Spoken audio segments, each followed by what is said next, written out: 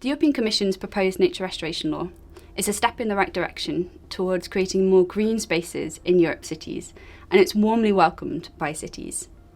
The law's legally binding targets for things like tree canopy coverage will help ensure a balanced use of land that benefits the climate, local ecosystems, and people's right to experience nature.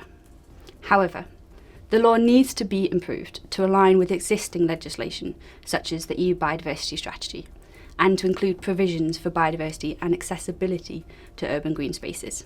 Also, the current target of a 3% increase in green space by 2030 is not realistic for cities that already have a high existing coverage of green space. A better approach would be to define the increase in green space through cooperation between cities and national governments, taking local circumstances into account. There also needs to be flexibility in where that green space is located. Urban density has huge advantages for energy efficiency, which means it can help cities combat climate change. We need to ensure this law doesn't encourage urban sprawl. That means pushing buildings into areas that are already richly natural and biodiverse.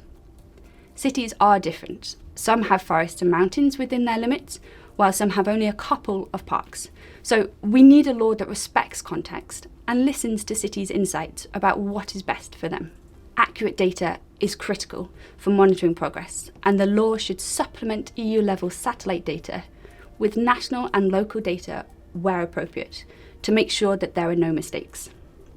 It's also essential to channel funding to local governments so that they can take the steps to make these targets a reality, especially when it comes to long-term maintenance of green space.